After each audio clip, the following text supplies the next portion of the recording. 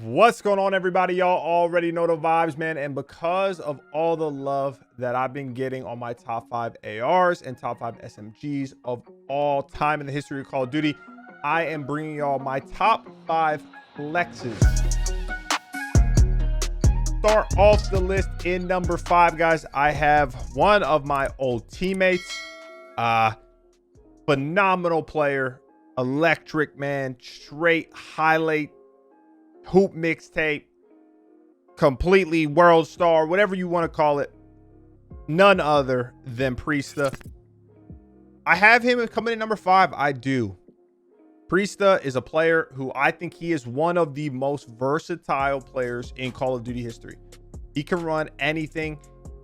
We're talking main AR, we're talking main sub, we're talking flex. He does it all at a very efficient rate. Like, there's not many players who can do it at the level that he has done it so far in his career. And you could say, oh yeah, well, the X player could run the AR if he was put in that spot. Well, yeah, you could be right. He might, but he hasn't. Priesta's ran every single role in Call of Duty at a very high level. Came into the scene, really made a name for himself in IW. And then he ended up joining FaZe in World War II. People were like, who the fuck is Priesta and why is he on FaZe? He ran main AR for them. I saw him run flex for them. I mean, he basically ran every single role on that FaZe team. But he's won championships in World War II, in Black Ops 4, when I was teaming with him on 100 Thieves. He's won them in Modern Warfare when he was a part of FaZe. And obviously, he's on a very talented Minnesota Rocker team in Cold War. Not only has he won chips, he's just been a dominant force ever since he got into the league. Like I said, he's one of the best teammates I've ever had personally. He's just a great kid, great mentality, great attitude, the all-around package. When we're talking about, you know, building a teammate, if you were to ask me for my ideal teammate, it would be like a Priesta build. You know, if this was NBA 2K, I'd take his DNA and just put it into a teammate.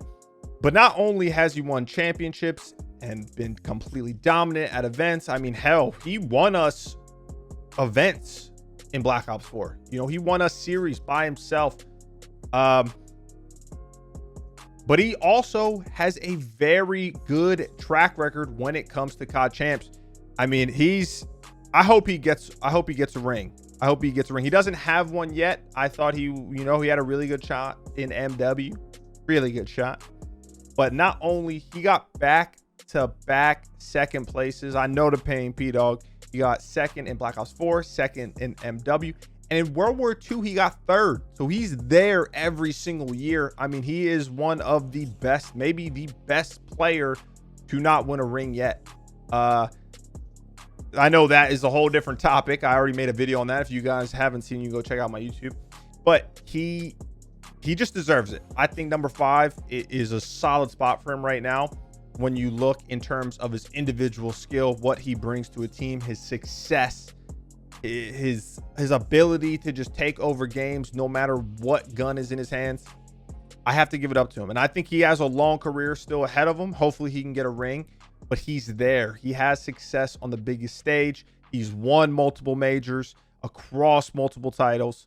So he is locked in at number 5 for me. Coming in at number 4, though, is the homie Big P. We got P-Dog and then Big P coming next. It's Gunless. Gunless really came into the scene in Infinite Warfare like Priesta.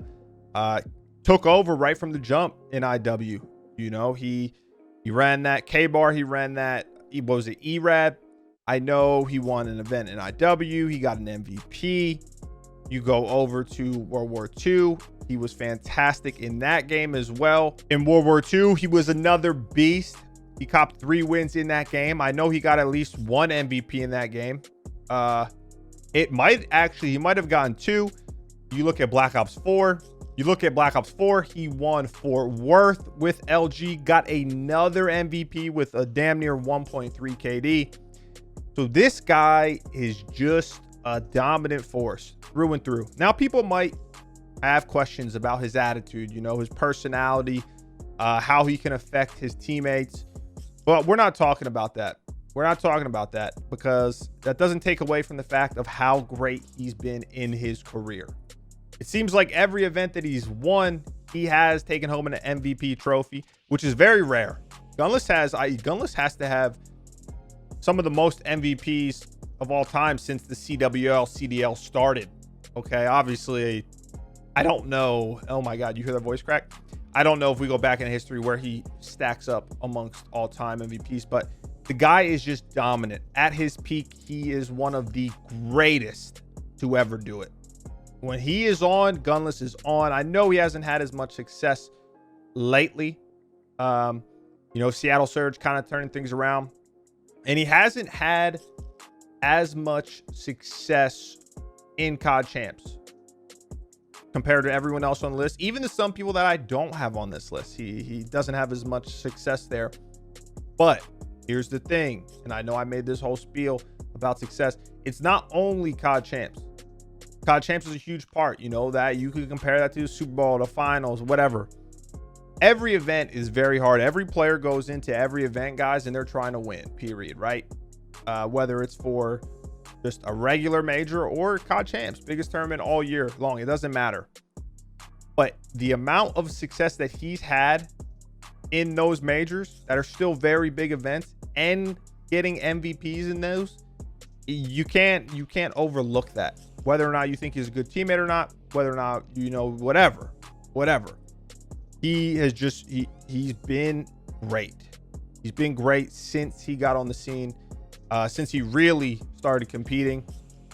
And like I said, with all these players, he can run any gun. So I have Gunless at number 4.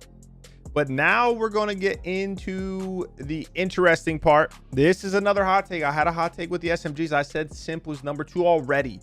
But this time we're going a little bit of the opposite direction. My number 3 all-time flex, guys, I got Aches. I have Aches. We're throwing it back. Most of y'all probably think Aches is fucking dog shit. I don't even know if Pat still plays. But game, respect, game. Aches is one of the best. He is a top 10 greatest Call of Duty player of all time, hands down. He has 2 rings, 2 COD Champs rings. He did it on that Complexity Dynasty. He stole one from the kid when he was on EG World War II, but we're not going to talk about that. But in his prime, Aches was a different breed. He really was. Once again, he's just a player, phenomenal with the sub in his hands back when he was good, phenomenal with the AR. He would switch. He would pull the snipe out in SND. I've seen Aches do it all. He is the definition of a flex player in his career. I know he started in Black Ops 2 as the MSMC, and he kind of, bounced back and forth. But he found great success with both guns, with the flex gun. If, in a specific Call of Duty title, there was a flex gun. He's one of the most winningest players of all time. Like I said, he's had multiple MVP events. He's had multiple outstanding events when you look at it in any statistical category. And yeah, maybe he's a player who stuck around a little too long. I mean that in the most respectful way I can possibly say it. Because you know how it is when there's players who they're so good, but then they, they're not like they once were, and they stay around, and people kind of get that recency bias and like, oh, this guy's ass. Aches is one of the best to ever do it. Don't get shit twisted. That's why I have him at the number 3 spot. And at the number 2 spot, guys, we have his old teammate, Mr. 3 Rings himself, Damon Barlow. People were wondering where was Karma in my other 2 lists, and there's a reason why. Because Karma is a flex player. Okay. Yes, he's ran SMGs. Yes, he's ran ARs. Okay. Depending on the game. He's a flex player. I don't really need to speak much on Damon. 3 rings. One of the very few who have 3 rings. A shit ton of events. I know he has a couple MVPs under his belt.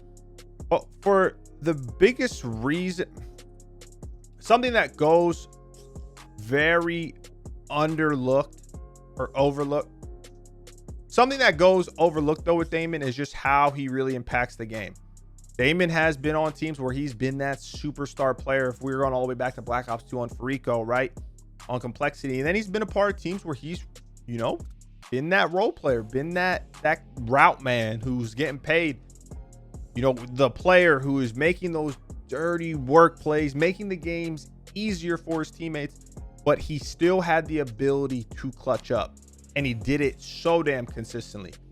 Once again, I think near the end of his career, a lot of people looked at him a certain way, but they just don't realize how good he was in his prime. And you can't fault someone for being so dominant before, you know, you really started watching the scene, or, you know, before you got into it, or whether you want to say more comp, whatnot. You can't say, I mean, the numbers don't lie. The numbers don't lie, period. And I think even when he was still on that Optic Dynasty team, people thought he should get dropped, but they didn't understand how impactful he was to the team. He played for a long time, guys, ran every single role, clutched up moment after moment. The guy's got 3 rings, for crying out loud. I don't even know why I'm trying to sell this. He's number 2 for me all time in flexes. And then going to number 1, this should not be a surprise to anyone. It is the greatest Call of Duty player, the greatest Call of Duty player of all time. That's none other than I², my guy Crim6. Guy's a little odd outside of the game, you know. He collects guns and cars and shit and fucking claymores and I don't even know what else, but you gotta give him love when it comes to Call of Duty. He's the GOAT. He is the GOAT, period. He's the best flex player. He can run whatever. I mean, he's still competing and still playing very well. He's in the main AR role on his current team. He is in the main AR role, and he's doing solid with it. He's not doing fantastic by any means, but he's doing his thing. And, you know, he's played as a sub and been the best player in the game. He's played as a flex, if there's a flex, and like I said, been considered amongst the best in the game. He's had the longest dominant run probably in console history. So it's got to be Crim. Crim is coming in at number 1, guys, and that is my top 5 flex players of all time.